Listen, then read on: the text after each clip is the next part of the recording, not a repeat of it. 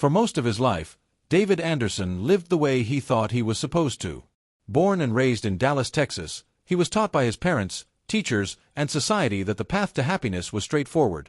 Work hard, get a stable job, marry someone who cared for you, buy a home, and raise a family. It all seemed so simple in theory. But as he entered his mid-30s, David realized that the world around him was changing rapidly. Men everywhere, not just in America but across the globe, were beginning to see the cracks in a system that no longer reflected the promises they were raised to believe. It wasn't that David was bitter. He still believed in kindness, loyalty, and love. What he was beginning to realize, however, was that blind loyalty to outdated expectations often left men overlooked, unappreciated, and taken for granted. And he wasn't the only one. From New York to Los Angeles, from London to Sydney, and even in smaller towns that rarely made headlines, men were beginning to talk. They were comparing notes, telling their stories, and opening up in ways that were once considered taboo. The message was becoming clear. Men all over the world were finally realizing the truth. David's wake-up call. David worked as a civil engineer. His job was steady, the pay was comfortable, and he had a good reputation among his colleagues. For years, he had poured his energy into his career and his relationship with his long-term girlfriend, Claire. He thought they were on the same path toward marriage and a future together. But then came the day when Claire sat him down at their favorite cafe and told him she wanted something different. She couldn't define what that meant, only that she felt she needed more excitement. David was blindsided. He had thought loyalty and commitment mattered. He had thought building a foundation of trust was enough. Yet here he was, sitting across from the woman he had imagined spending his life with, hearing that stability was no longer appealing. At first, David blamed himself. Maybe he hadn't been interesting enough. Maybe he had worked too hard. Maybe he had been too focused on paying off their shared apartment instead of planning spontaneous adventures. But as the weeks turned into months, and as he began to reconnect with old friends and meet new people online, David discovered that his story wasn't unique. In fact, it was part of a much larger pattern. The conversations that changed everything. One evening, while scrolling through a community forum, David came across a discussion thread titled, "Men Everywhere Are Waking Up." Curious, he clicked. What he found was a long conversation between men from every corner of the globe: New Jersey, Chicago, Toronto, London, Johannesburg, Mumbai, Tokyo, and Sydney. The details of their lives were different, but the themes were eerily similar. A man in California shared how he had worked 60-hour weeks to provide for his family, only to be told years later that his stability was boring. A teacher in Toronto explained how he had dedicated himself to his students and community, only to realize that his sacrifices were invisible to those closest to him. A small business owner in London described how he had poured everything into building a secure life, yet felt constantly undervalued by those who claimed to support him. The more David read, the more he recognized himself in their stories.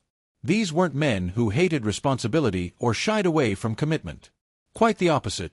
They were men who had done everything society asked of them, only to realize that society had moved the goalposts without telling them. A global shift. For decades, the cultural script had told men the same things: provide, protect, endure. Don't complain. Don't show weakness. Don't expect appreciation. But now, men were finally talking about what that script had cost them. They were realizing that their worth wasn't tied to a paycheck, their value wasn't measured only in what they could give to others, and their happiness mattered too. David was struck by the honesty of these conversations. For the first time, he didn't feel alone. He wasn't just a man in Dallas dealing with a breakup. He was part of a global awakening. Building new values. One evening, while out on a walk in his neighborhood park, David thought deeply about what he had been learning. He realized that the real shift wasn't about giving up on relationships, marriage, or community. It was about redefining what those things meant. It was about men setting boundaries, valuing their own peace, and recognizing that self-respect had to come first. He remembered a phrase he had read in the forum: "A man without self-respect can't build respect with others." That line stayed with him. Stories from around the world. The online community became something of a lifeline for David. The more stories he read, the more empowered he felt. In Sydney, a man named Jacob shared how he had left a high-stress job to pursue his passion for woodworking. People told him he was throwing away his career, but he said he had never been happier.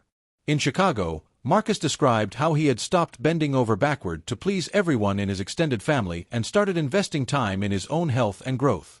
In New York, Ethan explained how he had discovered that silence and solitude could be powerful, not shameful. He no longer felt guilty about prioritizing his own mental health. These stories gave David hope. He realized that strength didn't always mean sacrifice. It could also mean standing up for your own well-being. The turning point. David decided it was time to take action in his own life. He didn't quit his job, but he stopped letting work define him. He set boundaries with his time. He started running again, something he hadn't done since college.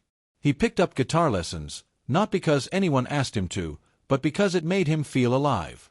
He stopped chasing approval from people who didn't value his loyalty.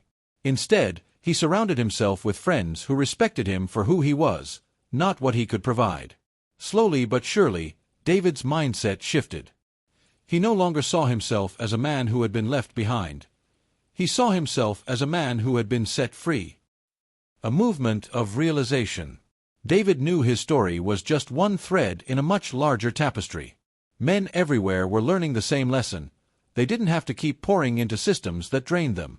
They could choose balance. They could choose growth. They could choose themselves. The realization wasn't about giving up, it was about rising up. It was about remembering that men's voices, struggles, and hopes mattered too. And perhaps most importantly, it was about building healthier futures, where men and women could support one another not out of obligation, but out of genuine respect and partnership. Conclusion. What men are finally realizing. As David looked back on his journey, he saw how far he had come. The heartbreak that once defined him had instead opened the door to a new way of living.